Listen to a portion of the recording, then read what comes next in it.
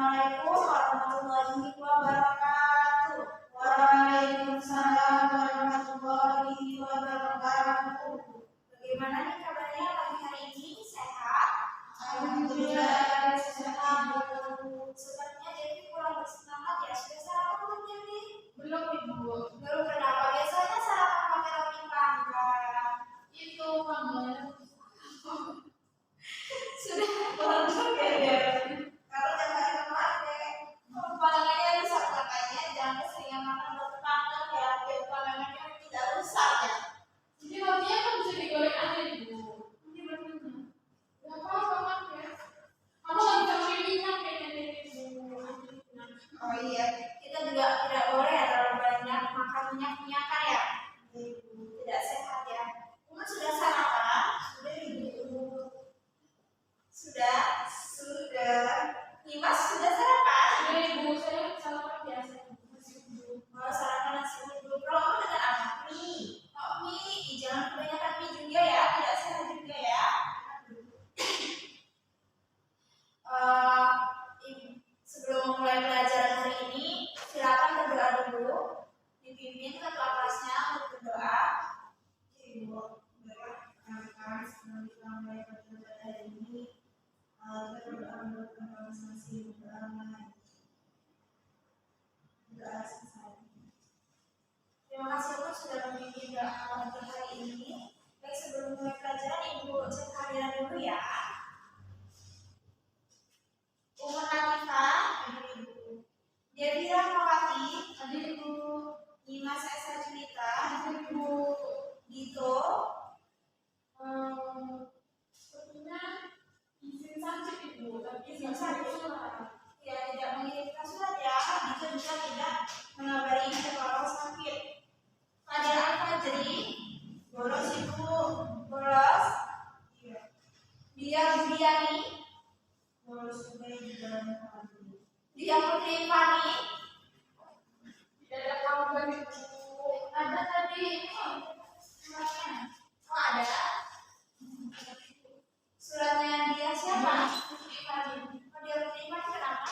Sakit. Oh dari kemarin dia masih sakit ya? Sudah 1 minggu sepertinya ya dia sakit, tidak hadir di mata pelajaran Ibu. Itu saya sampaikan ya kepada teman-temannya seperti Fadil, Dito, jika 3 hari tidak masuk pelajaran Ibu, silakan suruh menemui Ibu di kantor ya. Karena jika 3 kali tidak hadir nanti nilainya kosong. Baik. Selanjutnya masih ingat tidak nih materi apa yang pekan lalu kita bahas? Saya Ibu ya, eksposisi. Ya betul. Kamu masih ingat ya, bagus. Kamu masih ingat bahwasannya pekan lalu kita membahas tentang teks eksposisi. Masih ada yang ingat struktur teks eksposisi? Ada 3 ya, analisis, argumentasi, dan penetrasi. Penegasan ya. Betul sekali Devi. Bahwasanya ada 3 ya, ada tesis, argumentasi, dan penegasan ulang. Kemudian apa pengertian teks eksposisi, masih ingat? Ya, umum. Teks eksposisi itu teks pengembangan paragraf secara singkat pada 13. Iya betul. Jadi teks pengembangan singkat secara jelas ya. Jadi sudah pada paham semua ya tentang teks eksposisi itu apa, struktur teks eksposisi itu bagaimana. Kalian sudah mengerti. Nah, pada hari ini kita akan belajar tentang cerita pendek. Ini siapa yang lihat hari ini papan tulisnya belum dihapus? Imas. Ayo silakan dihapus dulu ya.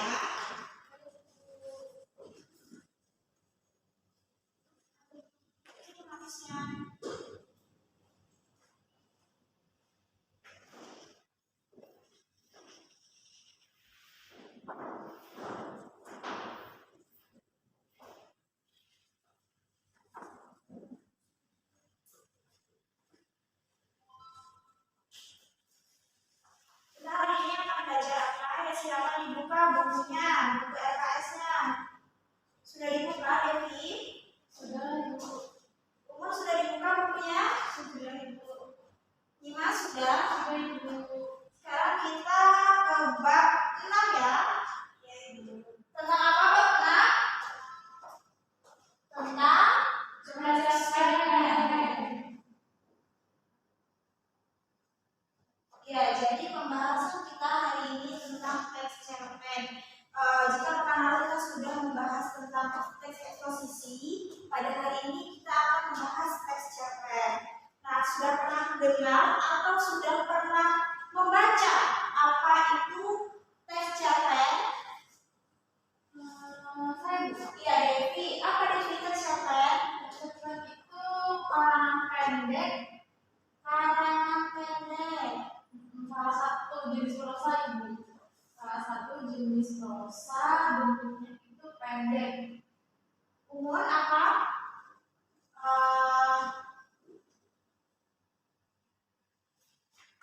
Merupakan cerita pendek.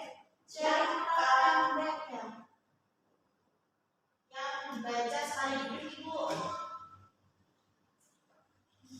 Dimas apa? Cerpen itu bisa dibaca hanya dalam sekali, dibaca cepat gitu. Kemarin dikit sekali dibaca. Bukan dibaca cepat ya, lebih tepatnya sekali selesai. Bukan cepat, kalau dibaca cepat tapi bagaimana? Ya, jadi dari ketiga pendapat anak-anak tadi dapat kita simpulkan bahwa teks cerpen adalah sebuah cerita yang dibaca sekali duduk, berkisar setengah sampai 2 jam gitu. Jadi berbeda ya dengan novel. Jika novel kan banyak sekali ya, banyak babnya yang harus kita baca, tidak hanya selesai setengah sampai 2 jam saja, tetapi kita bisa membaca novel itu berhari-hari seperti itu. Jadi sudah paham pengertian teks cerpen itu apa?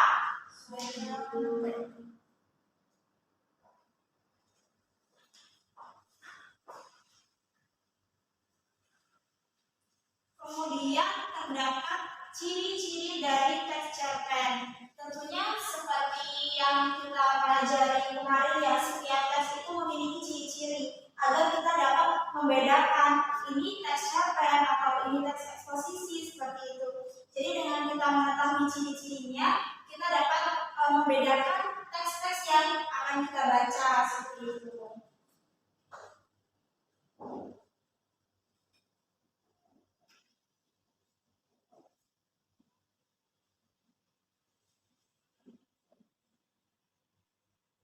Ciri-ciri teks cerpen ada berapa? Ada 9, Bu. Ada 9. Yang pertama apa? Cerpen memiliki sifat yang fiktif.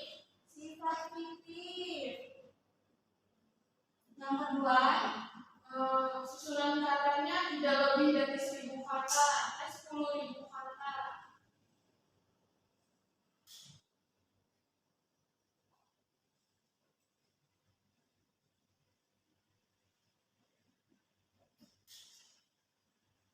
Kemudian yang ketiga adalah cerpen bisa dibaca dengan cepat dan sekali duduk gitu. Ya betul, di depannya dibaca sekali duduk ya. Kemudian yang keempat, ceritanya itu singkat ya betul.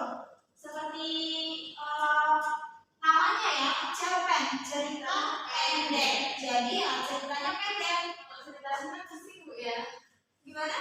Kalau cerita singkat tersinggung. Dibaca sekali duduk, ceritanya singkat.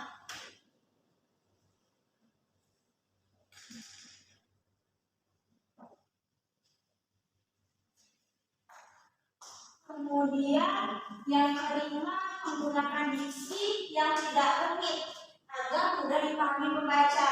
Nah, ketika kita membaca cerpen, tentunya kita bisa paham ketika diksi yang digunakan itu tidak terlalu rumit seperti itu. Jadi cerpennya itu mudah dipahami maknanya oleh pembaca, oleh kita misalnya. Kemudian yang keenam, menggunakan alur cerita tunggal, hanya satu jalan cerita saja. Berbeda dengan novel.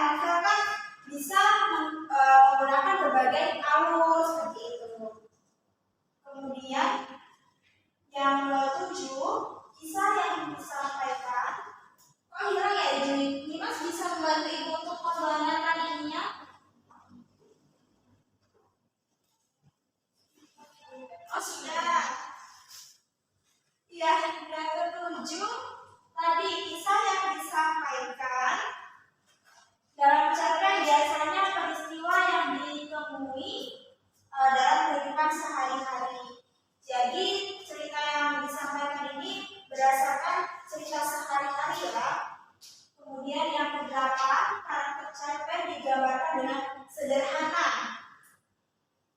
Dan yang terakhir, bagian akhir cerpen itu memiliki pesan moral yang mendalam untuk membuat pembaca merasakan inti dari cerita tersebut.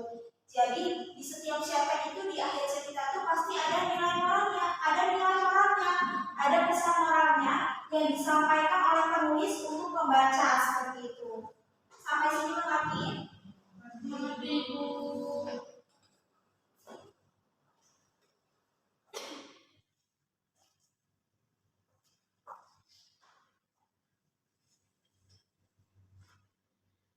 Nah, dari cerpen ini pastinya memiliki fungsi ya.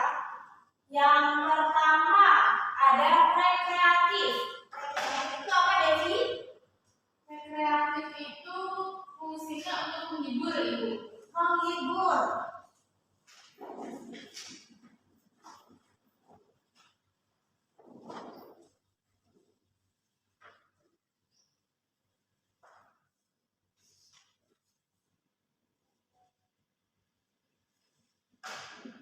Pertama rekreatif.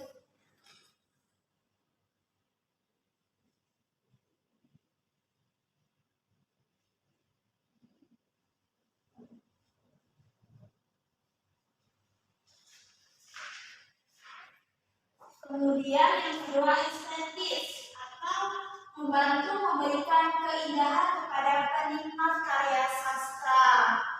Nah, kemudian didapil mampu membantu peserta didik mendidik pembaca khususnya ya menggunakan nilai kebenaran serta kebaikan yang disampaikan. Jadi di dalam cerpen itu mampu memberikan kebaikan yang disampaikan seperti nilai pesan moralnya seperti itu. Kemudian moralitas menyampaikan nilai moral yang ditujukan kepada pembacanya sehingga bisa mendapatkan pengetahuan terkait dengan hal baik maupun yang buruk. Kemudian yang terakhir ada religiusitas. Apa itu religiusitas, Mas? Mengandung nilai yang berkaitan dengan ajaran agama dan dapat menjadi teladan untuk para pembacanya, Ibu. Iya, betul. Jadi mengandung nilai yang berkaitan dengan ajaran agama dan bisa menjadi teladan biar tidak jauh berbeda dengan moralitas ya. Jika moralitas ini mengandung nilai moral, religiusitas ini mengandung nilai ajaran agama yang dapat memberi pengetahuan pembacanya.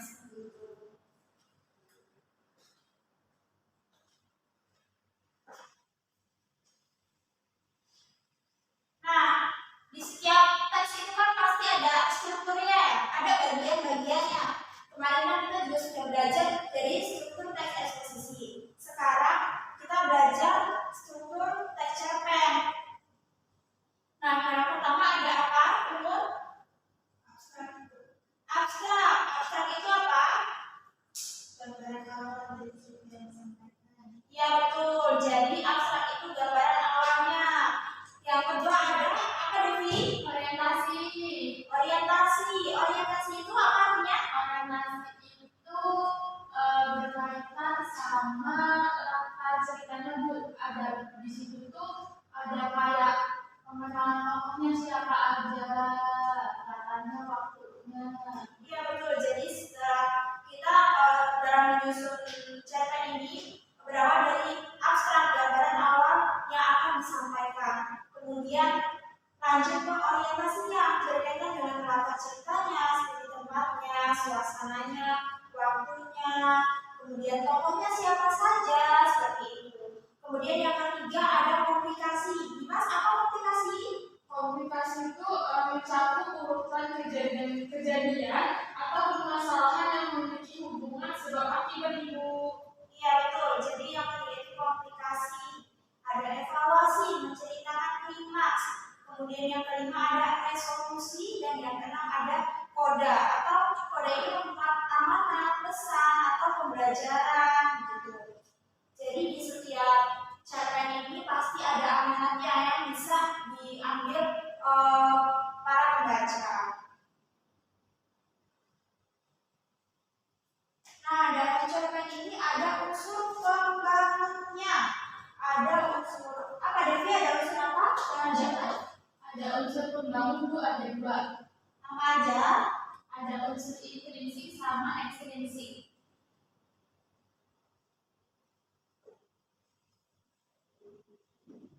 Ya betul. Jadi unsur pembangunnya itu ada dua. Ada unsur intrinsik dan unsur ekstrinsik. Nah, dari unsur intrinsik ini meliputi tema, tokoh, penokohan, alur, latar, gaya bahasa, sudut pandang, dan amanat yang berkaitan dengan dalam struktur novel tersebut. Struktur cerpen tersebut. Kemudian kalau unsur ekstrinsiknya itu bisa berupa latar belakang masyarakatnya atau latar belakang penulisnya, bahkan nilai-nilai, kalau juga unsur yang terkandung dalam cerpen seperti nilai moral, agama, sosial, dan budaya. Nah, di sini silakan. Oh, ini cuma ini doang yang hadir. Jadi hari ini kita hanya membuat satu kelompok saja ya. Tadi Ibu sudah menyiapkan, ini aturannya ada 4 kelompok, cuma banyak yang tidak hadir, jadi untuk hari ini satu kelompok saja tidak apa-apa. Nah, Ibu akan, tadi kan Ibu sudah bilang ya, akan menyiapkan 4 kelompok. Nah, Ibu tadinya itu satu kelompok. Per kelompok itu ada namanya. Misalkan nih, sastrawan yang kalian suka siapa? Khairil Anwar Ibu. Ya, nah Ibu tadinya tuh mau buat seperti itu. Kelompok 1 Khairil Anwar, kelompok 2 Sapandi Djoko Damono, seperti itu. Namun ini hanya satu kelompok saja, tidak apa-apa. Nah, seperti yang sudah Ibu bilang tadi, per kelompok siapa nama sastrawan yang kalian suka ya? Kelompok ini kelompok 1 ya, Ibu menyebutnya. Siapa sastrawan yang kalian sukai? Kita bilang sama Khairil Anwar saja. Kelompok Khairil Anwar ya. Baik, Ibu akan membagi lembar soalnya. Kita akan bersama-sama menganalisis ya.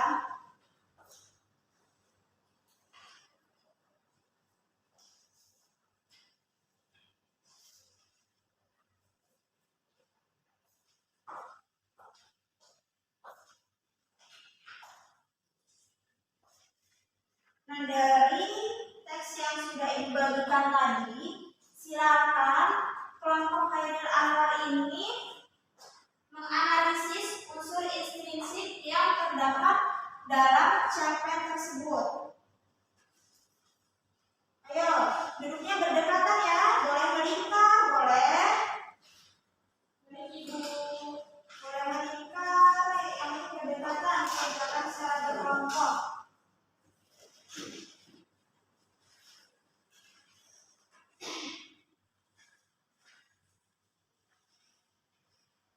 Ada kesulitan? Bu, ini Iya, ini ditulis unsur intrinsiknya seperti apa. Misalnya dalam cerpen ini tokohnya siapa? Lagi? Umur bagaimana?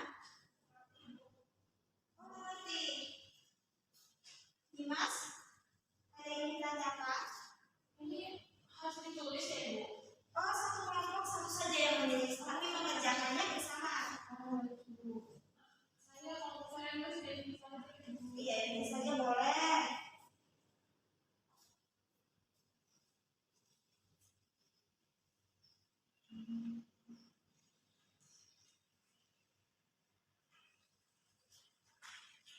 Oh, sudah mau selesai ya? Jadi itu yang Bu ini. Udah menemukan. Kalau menurutku Devi, unsur intrinsiknya itu yang ini. Kalau bukan. Ibu bukan yang itu, yang ini tapi. Kan orangnya nggak sih? Ya, silakan diskusi ya. Jika sudah, nanti maju. Silakan bacakan hasil diskusinya.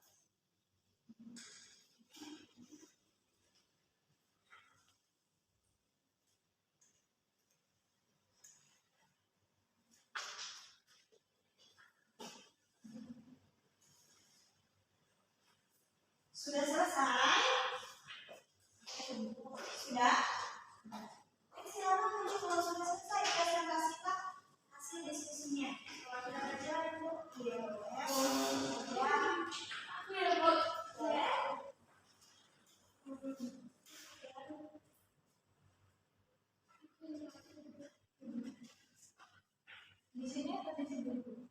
Oh, di sini saja, nanti di sini terkena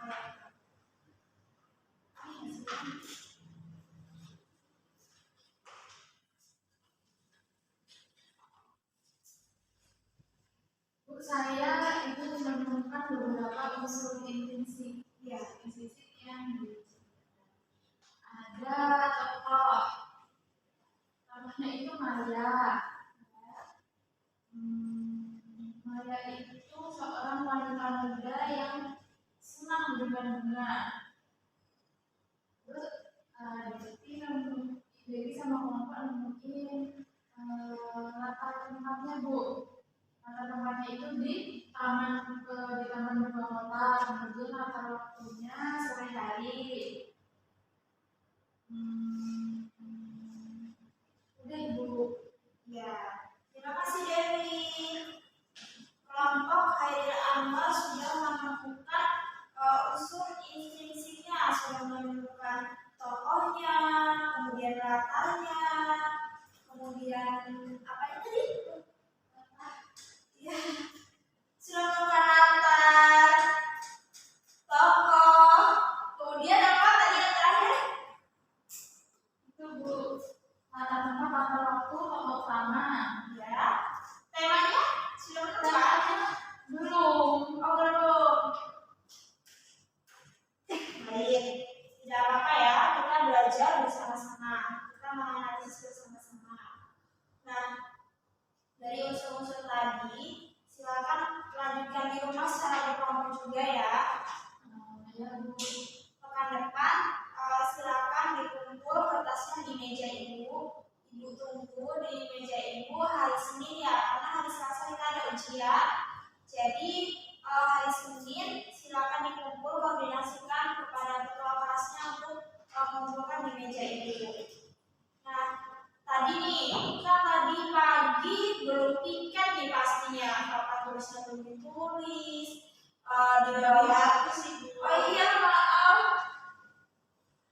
papan tulisnya belum dihapus, kemudian di bawahnya tuh masih banyak sampah. Hari ini siapa yang piket? Oh Nyimas tadi ya? Oh Nyimas tadi telat juga ya? Banyak banget gimana nih Mas? Dengan siapa? Lain kali berangkatnya lebih awal ya kalau piket ya. Tuh lihat deh. Bawahnya kotor. Jika kelasnya kotor kita belajarnya kan menjadi tidak nyaman ya. Karena kebersihan adalah sebagian dari iman. Iya betul. Jadi ketika kelasnya bersih kan pasti kita tuh belajarnya akan nyaman, kita dengan belajar tuh kita tuh dengan senang seperti itu, tidak kotor kelasnya. Kalau kotor kan tidak nyaman juga kitanya ya. Jadi untuk minggu depan jika mata pelajaran ibu sebelum ibu masuk silakan papan tulisnya dihapus terlebih dahulu. Kemudian kelasnya sudah dalam keadaan bersih, tidak ada sampah di bawah kursinya, ya. Mengerti? Mengerti. Ya baik. Siapa yang bisa menyimpulkan materi terkait dengan hari ini? Ibu. Ya silakan Om. Jadi itu adalah cerita pendek yang memiliki seperti sebenarnya tidak menjadi 100 kata dan bisa baca saat itu. Lalu terdapat unsur-unsurnya itu ada unsur intrinsik dan ekstrinsik. Salah satu unsur intrinsiknya itu seperti tema, album, tokoh-tokoh. Ya betul sekali. Bahwasanya kita hari ini sudah belajar cerpen, sudah belajar ciri-ciri cerpen, sudah belajar unsur-unsur cerpen dan struktur cerpen ya tadi. Nah, agar pengetahuan kalian tidak berhenti sampai di sini saja, kan tadi sudah ibu berikan tugas lanjutan untuk kelompok ini ya. Nah, itu silakan kerjakan berkelompok, lanjutkan, selesaikan. Tadi kan hanya menemukan beberapa unsur saja. Silakan dilanjutkan. Kemudian hari ini ada juga tugas individu. Tugasnya tidak sulit.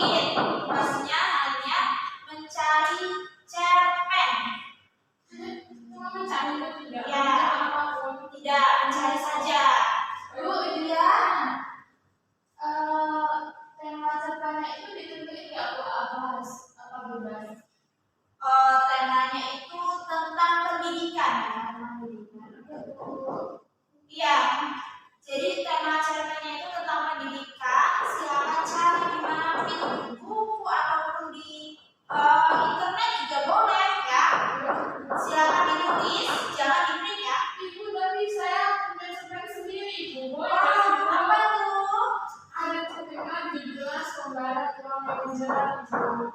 Bagus juga ya, Mas. Sudah memiliki cerpen sendiri. Boleh. Nah, kalian nanti setelah mencari cerpen nanti juga kita akan membuat cerpen. Nah, dari tugas yang telah diberikan akan dapat kalian membacakan cerpen di depan ya. Mengerti? Nah, hari ini berasa sudah cukup karena sudah pukul 12, waktunya istirahat, sholat, makan ya. Kalian jangan lupa makan ya, sebentar lagi kita akan melaksanakan ujian. Jangan sampai saat kita melaksanakan ujian kalian sakit ya, nanti nilai kalian kosong. Baik, untuk menutup pelajaran hari ini silakan dipimpin doa. Baik, Mas, sebelum kita menyelesaikan pelajaran hari ini, mari kita berdoa masing-masing. Oke, terima kasih untuk sudah memimpin doa hari ini. Terima kasih atas antusiasnya, atas kesetiaan kalian hari ini dengan pelajaran Ibu. Semoga bahasa Indonesia tetap menyenangkan di hati kalian. Semoga materi yang kita pelajari hari ini bermanfaat untuk kita. Dari Ibu Ahidi, wassalamualaikum warahmatullahi wabarakatuh. Waalaikumsalam warahmatullahi wabarakatuh. Terima kasih Bu. Iya, sama-sama. Ya, jadi saya melakukan dalam metode tersebut dengan 151 di sini saya menjadi penulisan dari saudara Ibu Supriyadi di 2021 tanggal 15 Desember 2023. Jadi yang pertama itu pada keterangan komunikasi atau pribadi yang ada nanti dengan media tanya. Saudara Rifki sudah menunjukkan pernyataan, sudah menunjukkan kepekaan, sudah mendengarkan, sudah memberikan respon, sudah membangun ulasan yang lebih, sudah mendukung, sudah membantu, sudah mengerti perasaan dan sudah menangani emosi soal mengendalikan situasi. Lalu yang kedua terdapat karena perencanaan melaksanakan kegiatan belajar mengajar dengan bercerita. Saudara Ibu sudah melakukan tujuan, sudah merencanakan kegiatan, sudah memberi nasihat dan sudah memulai dengan baik. Lalu yang ketiga, apakah terdapat mencari mandai? Saudara Ibu sudah menyiapkan kegiatan setiap orang, sudah menyediakan alat seperti proyektor, papan tulis video, dan sudah menyediakan sumber yang yaitu buku atau materi yang telah dipaparkan misalnya dia, sudah membantu siswa dalam menyelesaikan tugasnya dengan baik dan sangat baik. Lalu, apakah cara pendekatan cukup menyenangkan? Ya, saudara Ibu sudah menyenangkan dalam menjelaskan. Lalu sudah mendatang siswa berpikir namun kurang mendorong siswa untuk mengembangkan pendapatnya. Dan saudara Ibu sudah mendorong untuk menyelesaikan tugas siswa. Sekian dari saya. Terima kasih. Baik, terima kasih saudara umum sebagai observan besar dalam praktik keterampilan mengajar memperkecil dan saya. Salam